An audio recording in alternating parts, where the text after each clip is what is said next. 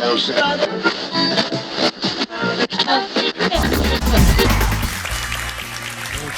gracias. Gracias a todos. Gracias de corazón. Hola, buenas noches, bienvenidos al programa. Yo soy Jaime Bailey. En un momento voy a conversar con un muy talentoso, muy joven y supremamente talentoso escritor venezolano, Emanuel Rincón, afincado en Bogotá. Viene a presentar su más reciente novela y ha publicado un puñado de novelas con apenas 29 años, casi. La trivialidad del mal. No se lo pierdan a Emanuel Rincón. El programa de hoy va dedicado con mucho cariño a... Téngame paciencia, por favor. Rolando Uribe, que está cumpliendo 87 años en Guayaquil. Alberto Rivera Piero, que está por aquí, gracias por venir, peruano, compatriota. Teresa Pacheco, Carlos Ibarra, Caterín Romero, David Almeida. También a Octavio Pérez y Cira Álvarez, que vienen desde Barquisimeto, y a la encantadora pareja de hondureños que me saludó por allí. Hay mucha gente hoy en el público, Brian y Blanc. Bien. Dichos los saludos y expresadas las gratitudes, vamos a recorrer juntos, si me acompañan, claro, el espinoso camino de la actualidad. Ha renunciado hoy el fiscal general colombiano Néstor Humberto Martínez. Pertenece a la familia política del uribismo. Ha renunciado, me parece a mí, en un gesto plausible, encomiable, porque la justicia especial de La Paz, que nombró el expresidente Santos, es tan especial que, en mi opinión, ya no hace justicia.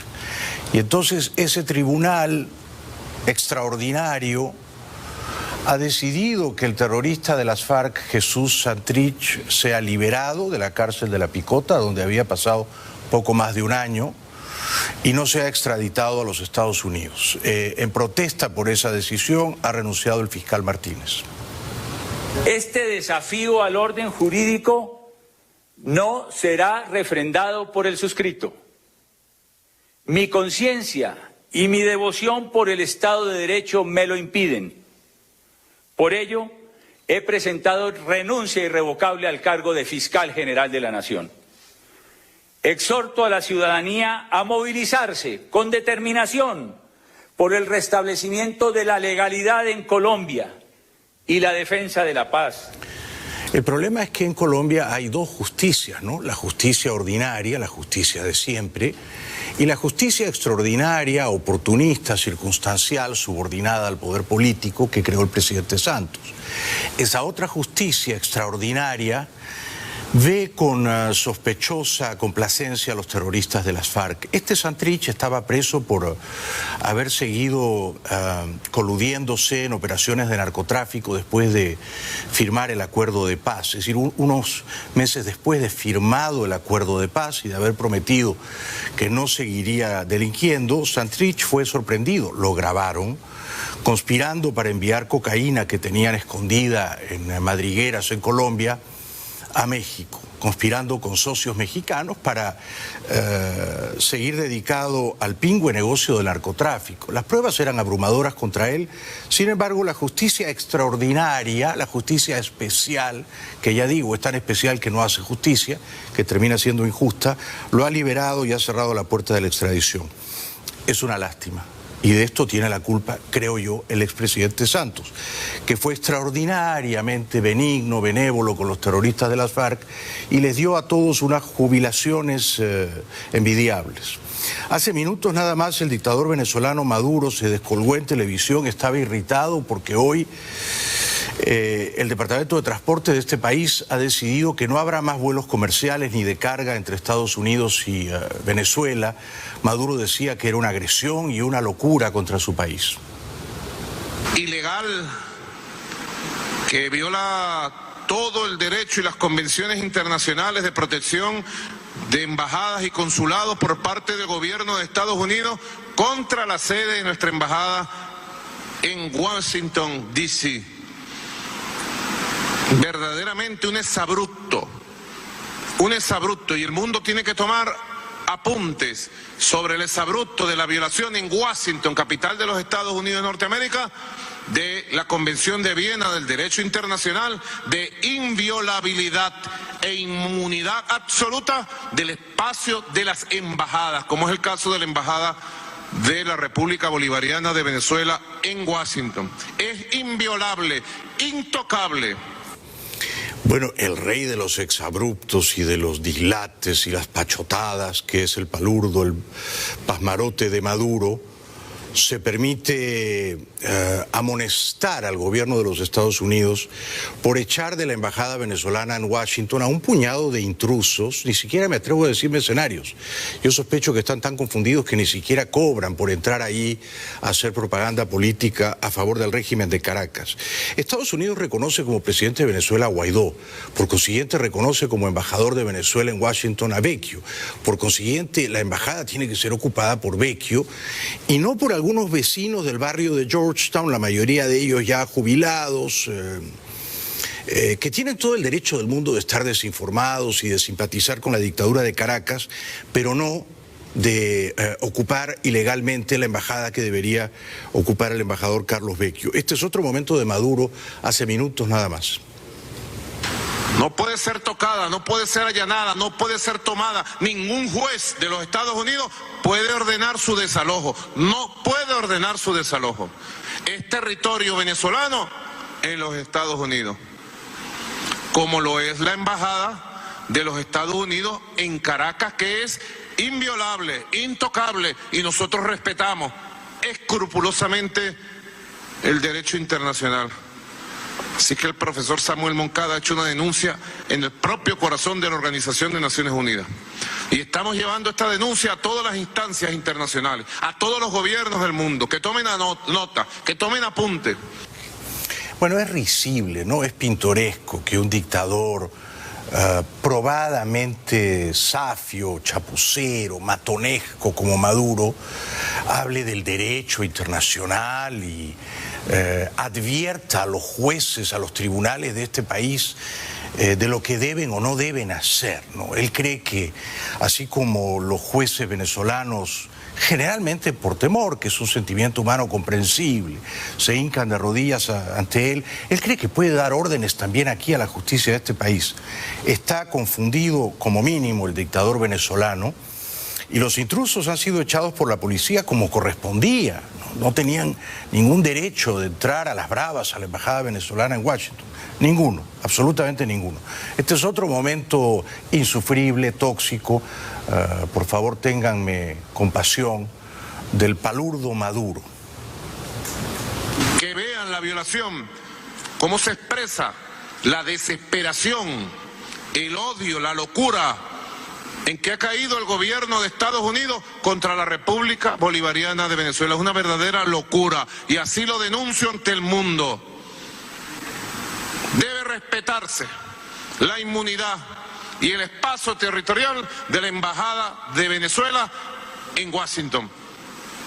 Es inviolable, es intocable y debe ser respetada de manera inmediata por el gobierno de los Estados Unidos de Norteamérica.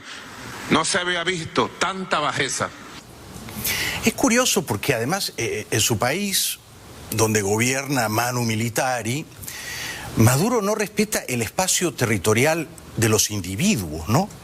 Los individuos generalmente podemos gobernar con una cierta autonomía, con una cierta soberanía, el espacio territorial de nuestro cuerpo, ¿verdad? Y entonces nos permitimos, ejerciendo nuestra libertad, hacer tal o cual cosa, buena o mala, conveniente o inconveniente, para nuestro cuerpo, para nuestra mente, para nuestro espíritu. Maduro no respeta el espacio territorial del cuerpo de sus opositores. Los aprehende, los encarcela, los aporrea, los tortura y a veces los arroja de un 10º piso en los calabozos de la policía política. O sea que él no es muy respetuoso de ningún espacio territorial ni corporal dentro de Venezuela, ¿no? Maduro dando entonces sermones es un espectáculo francamente ridículo y bochornoso. El secretario de la OEA, el uruguayo Almagro, dijo hoy estas palabras sobre Cuba. Cuba es la capital del terrorismo antidemocrático de América, ¿no? Durante 6 décadas, Cuba ha tratado de subvertir toda forma de democracia liberal en la región.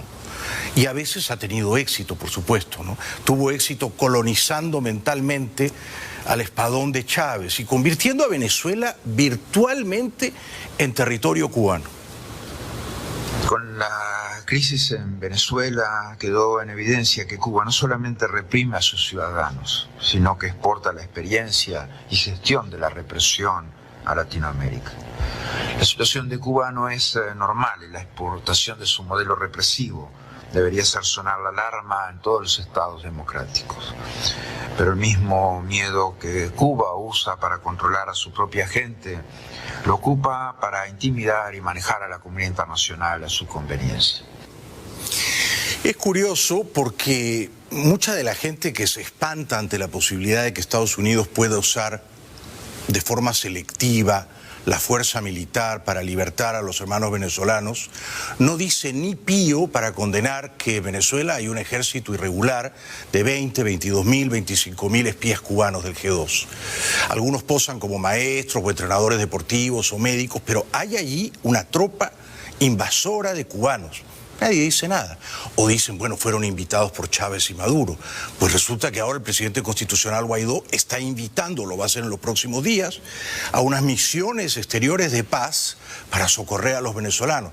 Entonces, los que condenan, además lo condenan de una manera vociferante y fragorosa, ¿no?, que Estados Unidos pueda entrar a ayudar a los venezolanos, no dicen ni una palabra, ni una, para deplorar que la dictadura de La Habana conspire activamente, noche y día, en toda Venezuela, en contra de la libertad.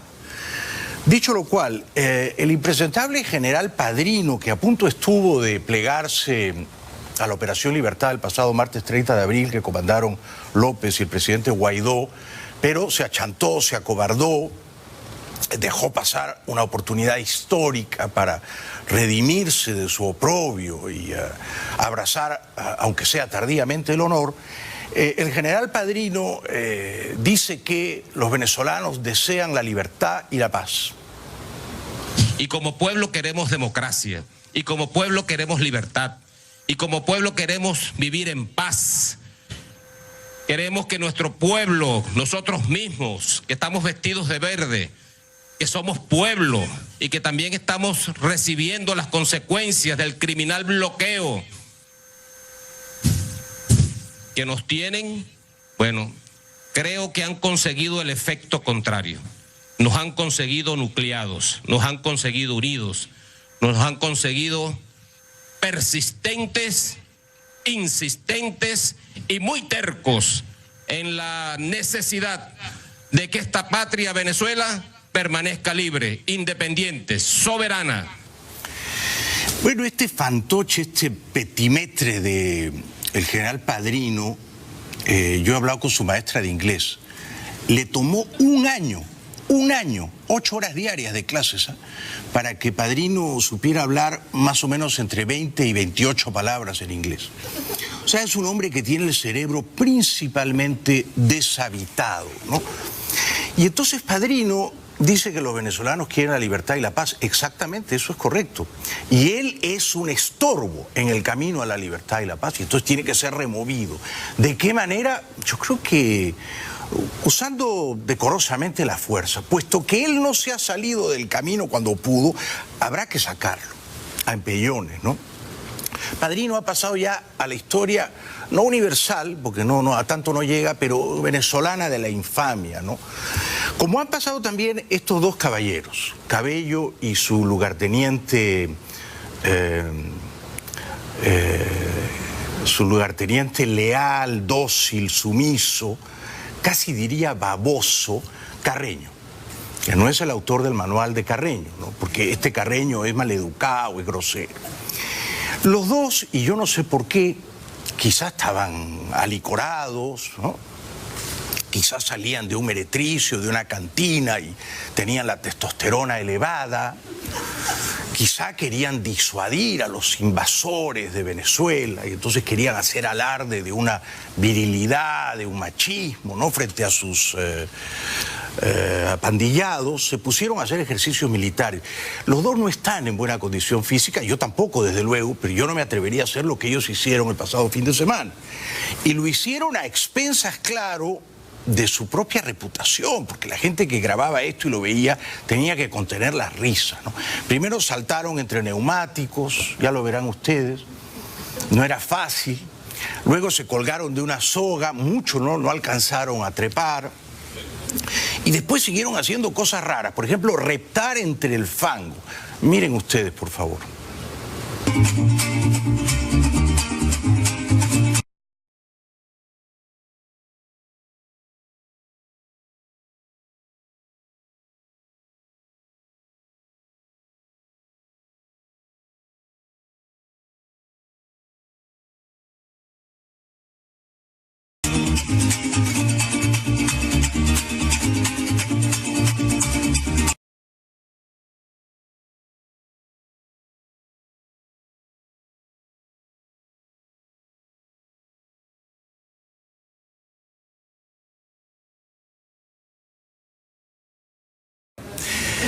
Son un esperpento, son un adefesio, ¿no? ¿No advierten de que están haciendo el ridículo? Todo el mundo se ríe de ellos. Si lo que quieren es demostrar que están listos para ir a la guerra, no lo consiguen. Si lo que quieren es insuflar miedo en el adversario, me temo que fracasan. Porque luego de saltar y colgarse de una soga y arrastrarse un poquito, y la verdad, dar lástima, es un espectáculo que convoca a la... casi a la ternura, uno dice, este par de gordos ridículos, ladrones, ¿qué hacen arrastrándose por el barro? ¿Sí? ¿A quién quieren impresionar, por el amor de Dios? La gente que los está grabando se ríe de ellos. Y entonces luego continúan con estos ejercicios tan improbables e inútiles. Levanten tus manos la bandera de la revolución, América Latina obrera y...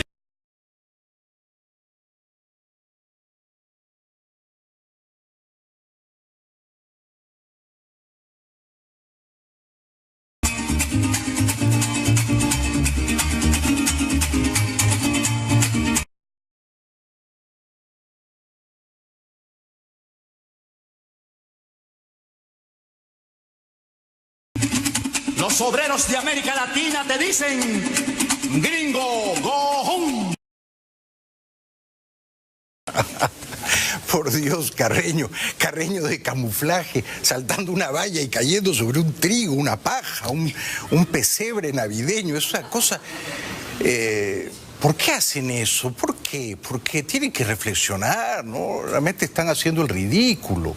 Luego ponen esta musiquilla afiebrada, esta tonadilla como carnavalesca. Yankee, go home, gringo, go home. Ya se fueron, pero hace 20 años se fueron todos los yanquis de Venezuela. No hay uno. La embajada está cerrada. Es un espacio afantasmado. No están ni los gatos ahí, ni los gatos techeros. Ya se fueron hace mucho tiempo y no quieren regresar. El problema que tengo yo es que no hay manera de convencerlos para que entren un ratito. Como entraron a Panamá el año 89. Entraron un mes y una semana. Y sacaron al dictador, a cara de piña Noriega. No, ya no quieren entrar. O sea que no hace falta echarlos. Ya se fueron, ¿no? Y lo cierto es que haciendo estos ejercicios... provocan la comprensible hilaridad mundial. Entre tanto, el embajador Bolton, asesor de seguridad nacional de Trump, dicen que Trump está un poco enfadado con él, que le reprocha que Bolton quiere arrinconarlo y llevarlo a una guerra, bien sea en Venezuela o en Irán. Bolton dice que la presencia de los rusos en Venezuela, que por otra parte es muy marginal, resulta del todo inaceptable. Russians like nothing better than putting a thumb in our eye. They're using the Cubans as surrogates. They'd love to get effective control of a country in this hemisphere. We've made it clear to the Russians in a lot of conversations at a lot of different levels, some of which are going to continue today, why we think this behavior is unacceptable to us. Y salió también en televisión Bernie Sanders. Bernie es precandidato demócrata, tiene 77 años, un año más que Biden. Los dos están bien mayores ya, ¿no? Pues la elección es en noviembre del próximo año, o sea, Bernie tendría 78 y si gana para gobernar 4 años hasta los 82, yo sospecho que ninguno de los dos va a capturar la nominación demócrata. Yo veo ganando ahí a una mujer. Bueno, Bernie Sanders dijo que es una locura pensar en enviar 120.000 soldados de Estados Unidos a Irán o a los países vecinos y que escalar una conflagración bélica con Irán es una locura. Esta es la visión de Sanders, por supuesto. To me is that after all of what we experienced in Iraq and all of the unintended consequences and the fact that we went into war based on lies claiming that they had weapons of mass destruction, that we would think again of going into another country, in this case Iran, would be even worse. We've had generals who have told us that if you like the war in Afghanistan and you like the war in Iraq, you're really going to love going to war in Iran. This would be an incredible destabilization of the region. It would lead to endless wars. Mi problema con Bernie Sanders, en general es simpático, pero mi problema con él es que tiene una posición indefendible respecto de Cuba y Venezuela. Él cree que los Castro le han hecho mucho bien a los cubanos y él cree que Chávez y Maduro les han hecho mucho bien a los venezolanos. Entonces, mis simpatías por Bernie Sanders se ven inmensamente recortadas cuando lo escucho elogiar a los Castro o a Chávez. Publicidad, luego vamos a seguir repasando la actualidad. Hoy ha hecho unas declaraciones sorprendentes para mí la escritora chilena residente en las afueras de San Francisco, en Sausalito, Isabel Allende, respecto de la crisis venezolana. Quiero compartir eso con ustedes, entre otras cosas. También el expresidente uruguayo Lacalle, Luis Alberto Lacalle, ha dicho algunas cosas que yo no coincido para nada con él respecto de Venezuela. Y luego viene lo mejor, el escritor venezolano afincado en Bogotá, Emanuel Rincón. Vamos a hablar de todo un poco y en particular de su más reciente novela, La trivialidad del mal.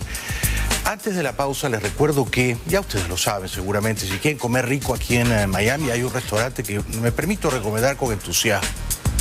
Se llama La Fontana. Se come rico, no es caro, la atención es cálida, amigable, uno se siente en casa. La Fontana. El régimen de Nicolás Maduro basa su funesto modelo dictatorial en 5 cuerpos represivos que lo sostienen en el poder.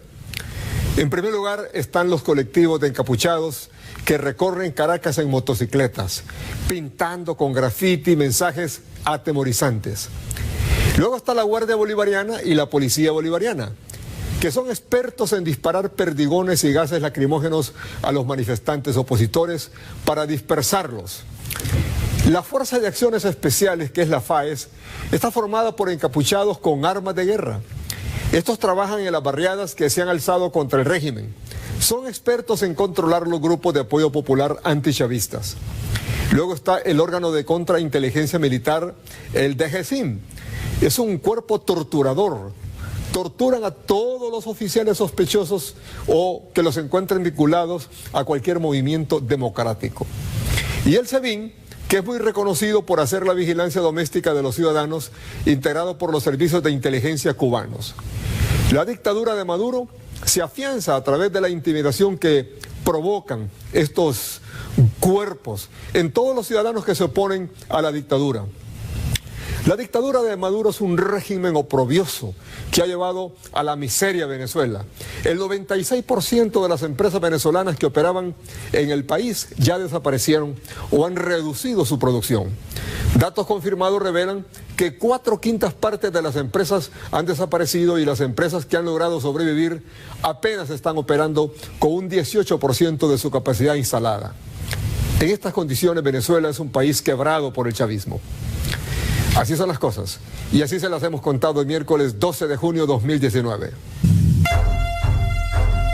El presidente de los Estados Unidos, Donald Trump, aseguró estar evaluando seriamente la posibilidad de otorgar a los venezolanos en territorio estadounidense el estatus de protección temporal TPS, un beneficio migratorio que les permitirá trabajar y vivir legalmente en el país. Well, Bueno, nosotros estamos evaluando esto. Estamos muy involucrados con la crisis en Venezuela. Es algo horrible, una situación terrible. Ha estado ocurriendo desde hace unos años. En realidad comenzó de la peor forma durante la administración de Obama y Biden, pero ha estado allí por muchos años. Estamos evaluando esta posibilidad fuertemente.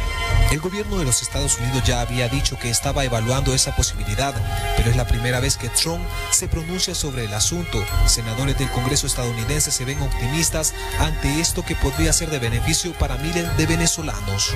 Necesitamos demócratas y republicanos apoyando. Creo nosotros vamos a tener una vota en la Cámara en junio. El TPS es un programa migratorio creado en 1990 en el que Estados Unidos concede permisos de forma extraordinaria a las naciones de países afectados por conflictos bélicos o desastres naturales. Durante décadas, Estados Unidos revocó de manera automática el TPS, pero el mandatario ha decidido acabar con algunos de esos permisos, en línea con sus duras propuestas migratorias. El embajador de Venezuela en Washington, designado por la Asamblea Nacional, Carlos Vecchio, informó que en sus prioridades se encuentran los temas migratorios. Vecchio expresó que en conjunto con el presidente interino Juan Bueno, bienvenidos de vuelta al programa. Estoy feliz y muy orgulloso de presentar ahora a un muy querido amigo que tiene un éxito tremendo, pero muy merecido. Alejandro Cardona, el creador del seminario Creando Riqueza, que con los años, y ya van 12 y seguimos contando, se ha ido consolidando y sobre todo creciendo en el número de gente que viene a verlo. El fin de semana pasado lo hizo con un éxito colosal aquí en Miami. Este sábado 25 y domingo 26 de mayo va a estar en Orlando. Bueno, ha venido esta noche un escritor venezolano muy joven y supremamente talentoso.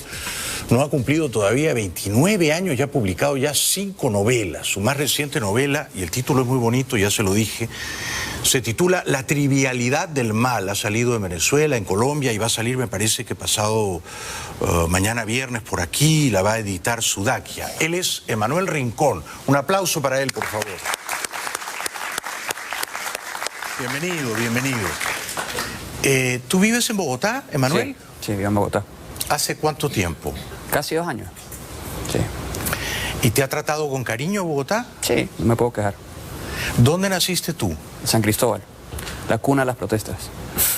¿Y en algún momento saliste a las calles a protestar? Sí, fue una de las razones por las que me fui a Venezuela. Cuéntanos, por favor.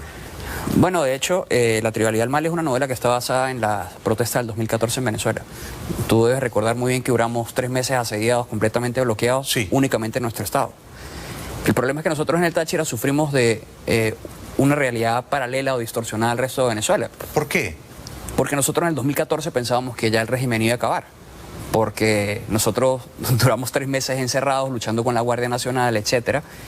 Y resulta que en el resto del país no sucedió lo mismo. Sí. Fueron pequeños focos que hubo en Puerto La Cruz, en Caracas, en Mérida, pero no fue tan fuerte como lo que ocurrió con nosotros. Bueno, es que el Estado Táchira tiene una reputación de tener gente luchadora, combativa, ¿no? Sí, mira, es que el Estado Táchira, bueno, y San Cristóbal, a pesar de ser una ciudad y un estado pequeño, digamos que antes de llegar la dictadura al poder en Venezuela, casi 70 años fueron gobernados por los tachirenses en Venezuela. Sí.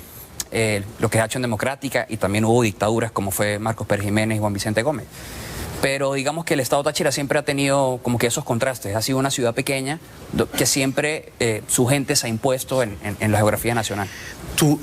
Digamos, tu libertad o tu salud estuvieron en peligro cuando en aquel momento de 2014? No, fue un poco más en el 2017, que ya quizás mis escritos tomaron un poco más de relevancia, y lo que yo estaba haciendo también, estaba haciendo algo de fotoreportaje y todo lo demás. Y recibí algunas, si se puede decir, amenazas anónimas de gente allegada al gobernador en ese entonces, que era Vilma Mora. Sí. ¿Y decidiste irte? Básicamente fue parte por ello, y parte porque no estuve de acuerdo en que en ese momento los partidos no, en ese momento lo decidió unilateralmente Ramos Alup ir a las elecciones regionales, con lo cual estaba totalmente en desacuerdo, porque hace días había visto que mataran al hermano de una amiga con un disparo en la cabeza. ¡Qué locura! Entonces no tenía sentido. No tenía sentido. Estamos hablando que las elecciones las convocó la Asamblea Nacional Constituyente, sí. Por lo cual fue totalmente para mí un exabrupto político, y lo único que a mí me dio a entender era que había gente como yo, gente común, periodistas, escritores, activistas sociales, etcétera, que estaban arriesgando su vida a diario para quizás no conseguir un resultado definitivo porque está pasando algo tras de cámaras que nosotros no estábamos viendo en ese momento. Yo creo que has hecho muy bien en irte. Tú eres un escritor, eres un periodista, eres un hombre libre. Y en Bogotá nadie te va a quitar todo eso, ¿no es cierto? Cierto. Ahora, desde que te fuiste, ¿cómo ves las cosas en tu país? Sobre todo desde enero pasado, ¿no? Estos 3, 4 meses en los que uno tiene la percepción de que la causa de la libertad ha ganado mucho espacio en Venezuela. Guaidó ha hecho unos progresos gigantescos. ¿Cómo ves tú las cosas desde Bogotá, Emanuel? Mira, estar en Bogotá te da quizás la posibilidad de estar mucho más informado de lo que pudiese estar dentro de Venezuela. Puedes conversar con gente, puedes tener acceso a más información y me ha permitido acercarme a gente que en Venezuela actualmente no lo podría hacer. ¿Qué pasa hoy en Venezuela? Que creo que han habido muchos altibajos con respecto a Maduro. El tema de la intervención, yo ya en el 2017 publiqué un artículo donde yo apoyaba que hubiese una intervención militar en Venezuela, porque lo consideraba totalmente necesario. ¿Dónde lo publicaste? En ese entonces escribía en Revista Ojo. Era una revista que está en Caracas. Ah, publicaste en una revista de Caracas un artículo a favor de la intervención militar. En el 2017. O sea, y te jugaste la libertad con ese artículo. Entonces, ya es un tema, lo que estamos hablando de la hipocresía del latinoamericano, de culpar de sus fracasos siempre a un imperio o a otras personas y no terminar de asumir sus propias responsabilidades. En parte ya es un tema ideológico, cultural, y es parte también de lo mismo que es el socialismo. Es culpabilizar a alguien más, que siempre tenga un enemigo externo, que sea el que te diga qué es lo que estás haciendo mal, o porque tú no tienes comidas porque el imperio, las medicinas, los bloqueos o cualquier estupidez que se les ocurra decir. Entonces, hoy en día para mí es totalmente necesaria una intervención militar. Eso sí, hay que explicarle a la gente que por supuesto no va a ser algo sencillo. O sea, la gente piensa, es más, lo más sencillo es sacar a Maduro. Eso es muy fácil. O sea, los soldados que se están jugando absolutamente nada, ellos no van a ir a defender su propia miseria. Es decir, ellos no van a ir a decir, sí, a mí me encanta morirme de hambre y voy a ir a defender a Maduro. No lo van a hacer, lo van a dejar solo. No lo van a hacer. El problema va a ser después con las células terroristas. Eso está totalmente claro. Todo lo que es el Hezbollah, que está con Tarek El Aissami, todo lo que implica el ELN, que ha tomado un control de la faja del Orinoco gigantesco. Y bueno... y las fuerzas paramilitares. Y las fuerzas paramilitares. Sí es un tema complicado. Lo es. Ok, hay que decirle a la gente, estamos claros, el hecho de que haya una intervención militar, no todo va a ser color de rosa y ya mañana Venezuela va a ser perfecto. No, eso es mentira, eso también es mentira. Pero el costo es mucho más elevado de que Maduro siga en el poder. Correcto, el costo de no hacer nada, exactamente, incluso en vidas humanas, es muy superior al costo de intervenir. En vidas humanas lo es. Claro. Actualmente en Venezuela se mueren más de 100 personas al día por hambruna. Claro. Y solo por hambruna. Por hambruna, no por estamos hablando de violencia. Por eso. No estamos hablando de violencia, que han sido más de 300.000 muertos desde que Chávez llegó al poder. Exactamente. Entonces es un tema, quizás puede sonar algo cínico, pero es cuestión de hacer una matemática muy simple de qué es lo que le espera a Venezuela con Maduro y sin Maduro. Sí, la intervención va a tener consecuencias, si se llegara a dar, ¿no? Por supuesto. Sí tendría consecuencias, está totalmente claro. Yo lo que veo más difícil para Estados Unidos es más que asumir un costo político de Trump, lo veo desde un punto de vista económico. Las últimas intervenciones que ellos hacen en Irak les han representado, si mal no recuerdo, 1.800, 18.000 billones de dólares. Sí, mucho.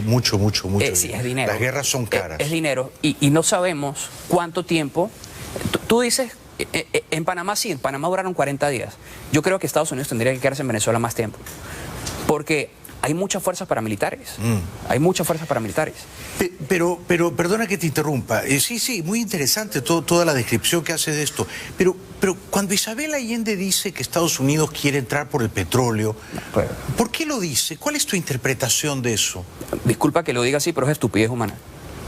No puedo decirlo de otra forma. A ver, Estados Unidos es una potencia mundial. Claro. Si tú bien sabes que Desde hace 20 años, Venezuela le está regalando a Cuba petróleo todos los días. Sí, sí. Ahorita no recuerdo la cifra exacta. Eran 100.000, 120.000 barriles diarios, ahora son 40.000. Y ahorita la producción de Venezuela está como en 800.000 barriles, o sea que es absurdo.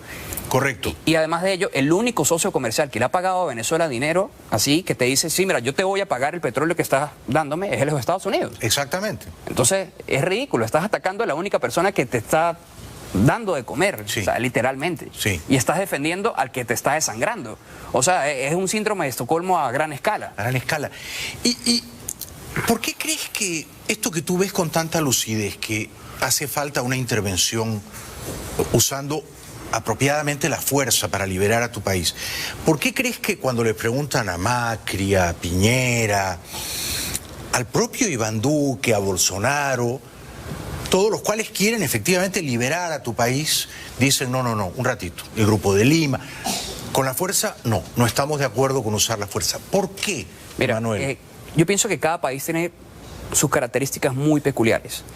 En el caso de Duque, por ejemplo, yo veo en Duque, él en estos días le pidió autorización a Guaidó para ingresar por el ELN en Colombia. Sí. La gente piensa que es, mira, los países no se rigen porque, nos da lástima con Venezuela, pobrecitos ellos, tenemos que ir a salvarlos. No, son netamente intereses geopolíticos si no tienen y económicos. Sentimientos los países. No, tienen en política no, exactamente.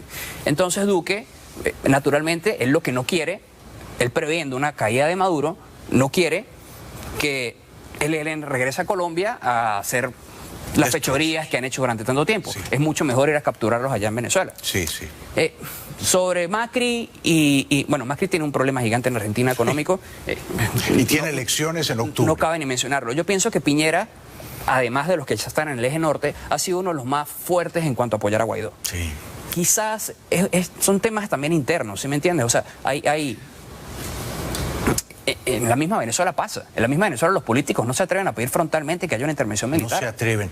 ¿Y crees que Guaidó debería pedirlo frontalmente, Manuel? Sí, por supuesto. Yo tengo abogando por eso desde hace, bueno, te dije, hace 2 años, pero sí me parece que ellos han tomado una, digamos, una posición muy neutra con cómo deberían ser las cosas o cómo se están desarrollando las cosas. Por ejemplo, Julio Borges, que vive como tú en Bogotá, ¿él qué piensa de usar la fuerza para entrar a Venezuela? No sé, no he hablado con Julio Borges.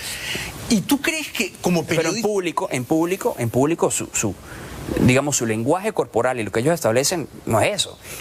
Y a mí, si hay algo, o sea, yo le aplaudo a Guaidó muchas cosas, pero si hay algo que a mí me ha molestado con Guaidó, es que cuando él le preguntan por Estados Unidos, cuando él le preguntan por Trump, que al fin y al cabo es la persona que está dispuesta a salvarte. Sí. Él no quiere como hablar de él. Le preguntan por tal y dice, sí, bueno, Bolsonaro esto o aquello. Se corta un poquito, toma distancia. Y hay mucha... yo no sé si es ingenuidad no entiendo si es terquedad, pero Miguel Pizarro, que es uno de los diputados que está siempre con Guaidó... ¿Sé quién es? En unas declaraciones lamentables, dice que cuando fracasan los sistemas y salen los Maduros, algo así, es cuando nacen los Bolsonaros de América. Yo no estoy defendiendo a Bolsonaro ni a Piñera. La verdad, nunca he sido en ningún partido político, yo no defiendo políticos, simplemente trato de analizar objetivamente. Y si Bolsonaro es una de las personas que junto a Trump y Duque pueden ayudar a liberar a Venezuela, tú estando siempre fotografiándote al lado de Guaidó, no puedes salir a cometer esa torpeza política. Claro, no lo ataques. Tiene que ser tu aliado. No te queda bien, cállate. Sí. Cállate. Sí. Después de la pausa te voy a preguntar, qué interesante que tengas esta mirada tan desprejuiciada, ¿no? Desprejuiciada. Eres un muchacho, tienes 28 años. O sea, que tú no tienes las taras que arrastramos nosotros, los mayores, ¿no? Isabel Allende y yo, que todo lo malo, de todo lo malo, Estados Unidos. Y en cambio Cuba es una maravilla, no es una isla donde realmente la gente vive tan contenta, es Disneylandia. Después de la pausa te voy a preguntar si tú crees que Trump se va a comprar el problema de tu país hasta las últimas consecuencias. Regresamos con Emanuel Rincón. Su novela se titula La trivialidad del mal. Ya regresamos. Un aplauso para él. Conversando con un muy talentoso escritor venezolano que tiene apenas 28 años, Emanuel Rincón. Ha tenido la lucidez de irse un tiempito, ¿no?, de su país. Vive ahora en Bogotá, ejerce como periodista y escritor. Su novela más reciente se titula La trivialidad del mal. Ah, mira, esa es la portada de Sudakia, sí, una editorial muy prestigiosa de Nueva York que le va a publicar la novela aquí en Estados Unidos. Esta novela ha salido ya en Venezuela y en Colombia. Acaba de presentarla en la Feria del Libro de Bogotá. Yo te anuncié una pregunta, Emanuel, y es la siguiente. Dado que en América Latina ningún presidente democrático quiere usar la fuerza para ayudar a los hermanos venezolanos, no nos va quedando sino Trump, ¿no? Y no va a ser fácil convencer a Trump de usar la fuerza, aunque solo fuera selectivamente, unos pocos bombardeos estratégicos, porque él es un poquito renuente a ir a la guerra. Así lo anunció en su campaña electoral, ¿no?, que Estados Unidos no debía ser la policía del mundo y que él más bien se iba a replegar de guerras carísimas e inútiles. ¿Tú crees que Trump, entre ahora, mayo del 19 y octubre del 20, ¿no?, ¿tú crees que él va a tomar la decisión final hasta las últimas consecuencias de liberar a Venezuela de la dictadura de Maduro y Cabello?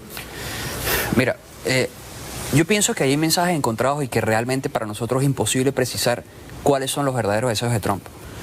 En el Washington Post hace poco salió un reportaje en los que ellos decían que Trump se había molestado con Bolton porque lo está intentando empujar hacia una guerra. Correcto. Y no tengo forma de saber esto, eso es una lectura personal. Sí. Pero viendo la gesticulación de Trump, la forma de hablar y su personalidad narcisa que ha tenido toda la vida, sí, yo pienso que él se compró su problema. O sea, él a Maduro, yo pienso que ni siquiera es un tema político, él es un tema personal de él con Maduro. A él Maduro no le agrada, o sea, le parece un asco. Fíjate que con Kim Jong-un es de mil amores. ¿Por qué? No lo entiendo. Sí, sí, pero se ha reunido varias veces con él. A ver, esto va a sonar un poco fuerte, pero si hay una persona en el mundo que pueda ser más despreciable que Maduro es Kim Jong-un. Creo que más nadie. O sea, sí, en lo peor de la raza humana. Sí. Y sin embargo, Trump se ha reunido tantas veces con Kim Jong-un y en cambio con Maduro tú dices que tiene como una animosidad. Mira, yo tengo una teoría un poco extraña. A ver. No sé si sea cierta, es algo que especulo yo. Yo pienso que Trump quizás haya querido ganarse, digamos, el aprecio o el cariño de Kim Jong-un para poder retener las amenazas de Rusia y poder actuar libremente en Venezuela. O no sé si es una locura que yo quiero creer para que eso pase. No lo sé. Puede ser, puede ser. No lo entiendo. Todo es un ajedrez, todo es un ajedrez. Claro. Todo es un ajedrez. Claro, entonces, claro. Lo he pensado. O sea, entre mis posibilidades, digo, ¿por qué esa actitud de Trump con Kim Jong-un? Porque ¿qué gana? Sí, ¿qué gana? En cambio, si él logra tenerlos aliados, les dice, mira, en tal caso de que a Rusia se le ocurra una locura, pero yo no creo, o sea, el tema de Rusia es mucho más complejo, tiene una economía destrozada, no tiene ni la mitad de la fuerza militar que tienen los Estados Unidos, y aparte estamos al otro lado del mundo. Los rusos no tienen nada que hacer allí. No, y los rusos no se van a ir a una guerra por Maduro, de eso puedes estar bien seguro, ¿no? Entonces, ¿tú sí crees que es razonablemente probable que, por las razones que fueran, Trump diga, vamos a entrar a Venezuela? Yo pienso que el tema es un poco más complejo y pienso que tiene que haber más contundencia también de parte de Venezuela. Trump no se va a ganar la etiqueta intervencionista por sí solo. Sí. Yo siento que a la delegación, al gobierno que encabeza Guaidó, le han tirado constantemente las herramientas para que él dé el paso y diga, mira, sí vamos a hacer esto. Sí. De hecho, fíjate que a lo que publica el tuit del Comando Sur hace la semana anterior, primero Guaidó, su gente no se manifestaron. Al día siguiente, Iván Duque da unas declaraciones, dice que el ELN, todo lo demás, todo lo que ya sabemos. Sí, lo vi, lo pasé aquí. Y Guaidó de inmediato respondió. En cambio, con Estados Unidos ha sido como un poco, si cabe la palabra, antipático. ¿Sí? Guaidó. Sí, Guaidó y todo su grupo de gobierno. Entonces, ¿qué le aconsejarías tú en ese sentido a Guaidó? Que sea más formal, que sea frontal. Él dijo, y es que son declaraciones que yo veo, me parecen, no sé, ingenuas. Él en una entrevista con Fernando del Rincón dijo que estaba esperando que el régimen se radicalizara para quizás tomar otras medidas. ¿Qué más radical se puede ser? Claro. Y la respuesta al día siguiente fue meter preso a su vicepresidente de la Asamblea y de la República. Porque Él es también, Edgar Salmán es hoy en día el vicepresidente de la República. Correcto. Y está preso y desaparecido y nadie sabe dónde está. Primer vicepresidente. Sí. Primero, por encima del otro, de Stalin González. ¿Tú crees que van a meter preso a Guaidó o a tanto no se atreven? No, yo creo que no. ¿Por qué? Porque ellos están midiendo fuerza. Sí. Ellos están viendo hasta dónde pueden llegar. Y mientras los Estados Unidos no se meta o no manifieste la fuerza... yo escribí hace poco un artículo que se llama La vida útil de las amenazas. Las amenazas tienen una vida útil. Tú puedes amenazar a una persona, lo puedes hacer con tu pareja si quieres. Si tú engañas a tu pareja, te va a decir, mira, si lo vuelves a hacer, te voy a terminar, lo que sea, todo lo demás. Si tú lo haces 2 veces, lo haces 3 veces, 4 veces, 5 veces, ya tú te das cuenta que sus amenazas no sirven de nada. Claro. Lo mismo pasa con Estados Unidos y Venezuela. La amenaza tiene que ser creíble. Claro. En el momento en que la amenaza ya no es verosímil, pierde su poder disuasorio.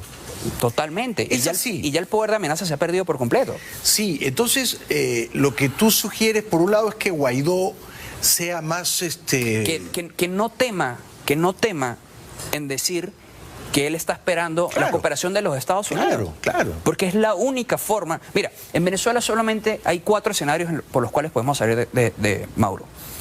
El primero era el que se estaba explorando hace poco, en los cuales las cabezas iban a ser Padrino López y Michael Moreno, y a mí me parecía un exabrupto por completo. Sí. Realmente... Y fracasó. Fracasó y para mí afortunadamente fracasó. Sí. Porque ¿de qué nos sirve salir de Maduro y que quede al mando Padrino López? Sí, no. peor. El remedio resulta peor que la enfermedad. Sí. No estoy para nada de acuerdo con ello. Sí. La otra forma, que Maduro renuncie, eso no va a pasar jamás en la vida, Sí. Diosdado nunca lo va a dejar. Sí. La tercera forma es que un grupo de, digamos, militares más jóvenes asuman la responsabilidad y se lancen en la tarea. Pero vamos a poner en entredicho que lo consigan. Luego pueden contener ellos a los grupos paramilitares. Es difícil. Pueden contener a los colectivos. Es difícil. Pueden contener a Hezbollah. Pueden contener ELN. Sí. Pueden contener toda la guerrilla chavista. Sí. Muy difícil. Sí. ¿Y cuál sería el cuarto escenario? El cuarto escenario es la intervención militar. Claro. Que como te digo, mira, ninguna terminación del poder del chavismo va a ser amistosa. No, ninguna. Ellos no van a salir por las buenas. Correcto. No van a salir por las buenas. Sí. Entonces, o sea, acá esta película no tiene un final pacífico. No. Tiene un final feliz. Ojalá. Yo creo que sí. Yo creo que tiene un final feliz. Pero pacífico, en el que las partes se abrazan, se reconcilian, y los malos se adecentan, se arrepienten. No va a pasar. No va a pasar, pues Emanuel, no va a pasar. Mira, y pasa con diputados que hoy en día dicen como que, bueno, tenemos que reconciliarnos con Miguel Rodríguez Torres. Sí, el que está preso. Sí, yo estuve en manifestaciones donde los guardias nos disparaban por órdenes de Miguel Rodríguez Torres. Claro. Entonces tenemos que ser... Claro. O sea, en verdad tenemos que ser tan tontos, tan ingenuos. Sí. No. Te acompaño totalmente. Ahora bien, cuando uno dice una intervención militar de los Estados Unidos, la gente dice, 100.000 hombres cayendo en paracaídas. No es así. No es el desembarco en Normandía. Con decretar unos pocos bombardeos en instalaciones militares venezolanas, ¿no?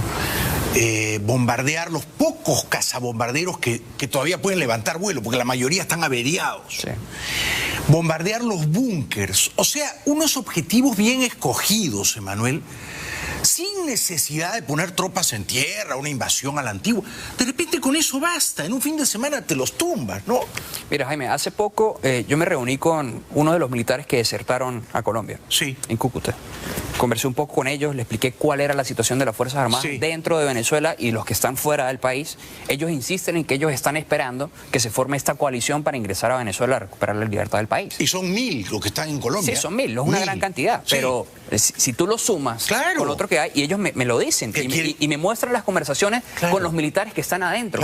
Me dicen, ellos inmediatamente... Lo que pasa es que en Venezuela hay mucho miedo. Muchísimo. La mayoría de los militares tienen inteligencia cubana encima. Por supuesto. ¿Sí? Cada quien tiene uno asignado que los están vigilando. Así mismo. Están todo el tiempo encima de ellos. Entonces es muy difícil, hasta que no den un ejemplo realmente.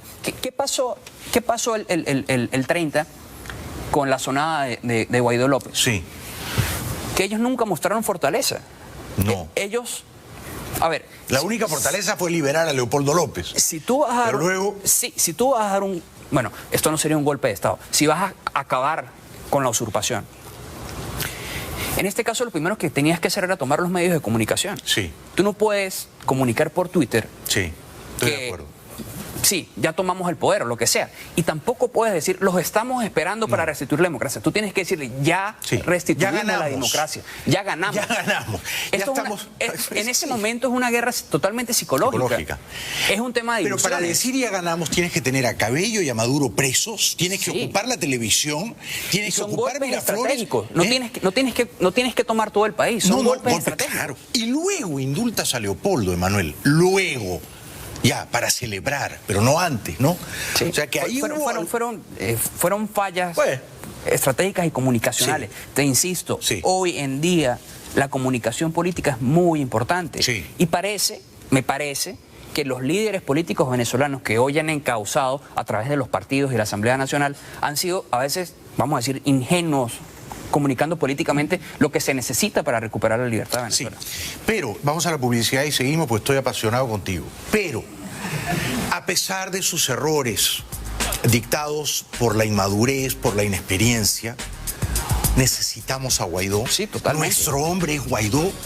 Y a él nos tenemos que aferrar. Sí, totalmente. O sea, para que la película tenga un final feliz, Guaidó tiene que pronunciar el discurso de la victoria desde la casa de Miraflores. Totalmente. Este es nuestro hombre, ¿no? Regresamos después de la pausa con Emanuel Rincón. Ya volvemos. El escritor venezolano Emanuel Rincón está presentando La trivialidad del mal, vive en Bogotá, ha publicado ya, esta es tu quinta novela, Emanuel. Sí. Tu quinta novela. Sí. Y si tuvieras que describirla brevemente, ¿qué dirías de ella? Mira, yo escribo muchas vertientes, no me dedico exclusivamente a la política. Escribes, perdona que te interrumpa, en Pan Am Post, ¿no? Sí. PanAmPost.com. Sí. Ahí publica sus artículos Emanuel Rincón. Sí. Yo tengo algunas novelas de ficción, también escribo ciencia ficción, pero me gusta sobre todo lo que tenga que ver con el poder y la manipulación de las masas. Me parece que la psicología humana es algo que tienes que estarle dando vuelta todo el tiempo. Y el poder es un tema fascinante. Sí. El dictador es siempre un personaje fascinante. Sí, y la ciencia ficción y mucho de eso sirve también para explorar, digamos, esos mundos. ¿Y el mal se ha trivializado en tu país? Por supuesto. Mira,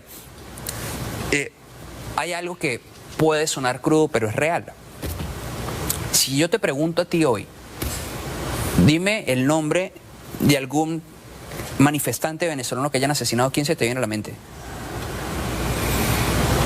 Sí, pues no recuerdo. En Venezuela... Son muchos, son centenares, ¿no? Ese es el problema. En Venezuela la gente... Pernalete, en el 2017. En el 2014, Basil da Costa, Roberto Redman. El músico del... Génesis. Hay nombres, pero ya cuando la estadística empieza a sumar, esas muertes se convierten en números. Ya es trivial el mal, ya no lo percibes, ya deja de espantarte. Mira, yo recuerdo en el 2014 que nosotros, en especial los tachirenses, lo vivimos con más fuerza que en el resto del país, la represión de las fuerzas militares y todo lo demás. Yo con los primeros muertos me escandalicé mucho. Ya luego abría el Twitter y veía, ¿mataron a alguien más? Sí. Y a veces me sorprendía que ya no me sorprendía. Sí, sí. Ya era normal. Sí, ya es normal de que el guardia te caiga a palos en la calle, de que torturen a la gente, de que escuches que le están poniendo electricidad en los genitales a las personas y de que escuches cualquier barbaridad. O sea, ya se hace trivial. Algo similar ocurrió en 2017. En 2017 tú conoces a Pernalete, a Neomar Lander, pero... Neomar Lander, ¿cómo no? Lo recuerdo. Fueron más de 100 muertos. Muchos más, ¿eh? Perdón, muertos no, asesinados. Sí, sí. Es totalmente diferente. Ahí la prensa también tiene que cambiar su narrativa cuando se refieren a los muertos de la dictadura venezolana. Sí. Entonces, el mal se ha hecho muy trivial en Venezuela. Se ha hecho totalmente trivial y de cierta forma nos acostumbramos a ser sociedades violentas. Sí. Y es algo totalmente inaceptable. Por eso es que, para mí, como te digo, desde el 2017 estoy escribiendo a favor de una intervención militar. ¿Van a haber muertos? Sí, sí van a haber muertos. Pero no van a ser más los muertos que hay a diario con Maduro en el poder. El costo de no entrar es inmensamente superior al de entrar. Totalmente. Ya lo dije en Venezuela, en Panamá del año 89 fueron 700 muertos. Y tú has dicho que cada día mueren 100 personas de hambre. Solo por cada hambre. día. Solo por hambre. Luego la falta de atención médica, luego los homicidios. Entonces, es una locura decir no hay que usar la fuerza porque va a morir alguna gente. Sí, va a morir alguna gente, pero vas a liberar un país, ¿no? Y lo vas a volver un país nuevamente productivo. Claro. Que Venezuela, con respeto a los demás países de Latinoamérica, debería ser el país más rico de Latinoamérica. Seguro, el per cápita más alto. No hay un mundo en el que Venezuela no debería liderarlo económicamente. Sí, sí. Entonces es absurdo que la gente tenga que estar dándose golpes por un pollo. Así de absurdo. Esa es otra forma de trivializar el mal, ¿no es cierto?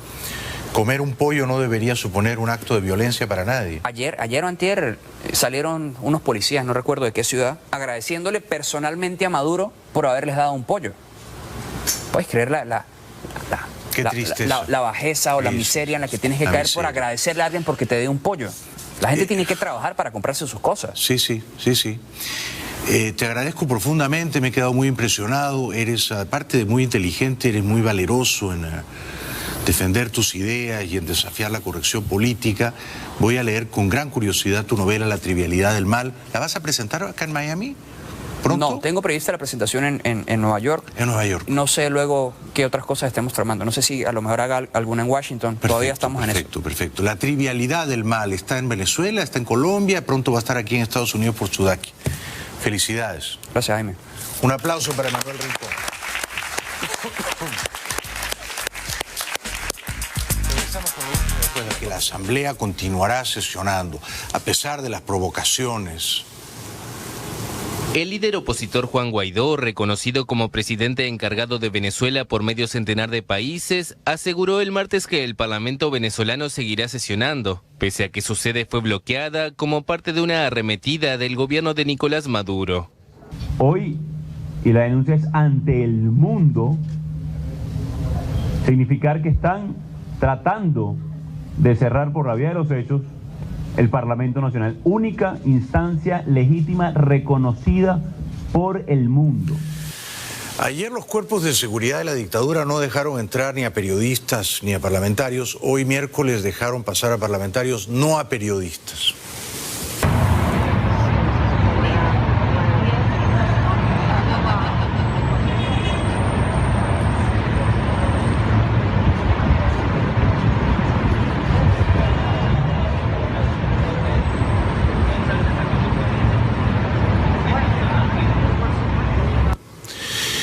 No tienen rostro, ¿verdad? Se cubren debajo de cascos y toda clase de elementos de protección. Bueno, el jefe de esos matones uniformados daba alaridos afirmando su poder. Primero, estamos en confrontación. Yo soy el comandante de la unidad. Yo soy el comandante de la unidad. Usted se retira de la zona de seguridad. Si no, le realizo la presión.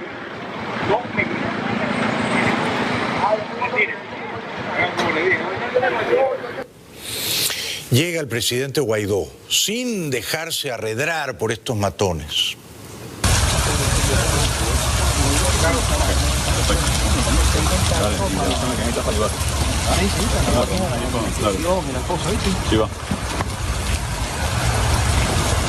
¿Hay sesión, presidente? Vamos por iniciar la sesión del día de hoy en el Parlamento Nacional, luego del secuestro que hicieran militarmente del Palacio.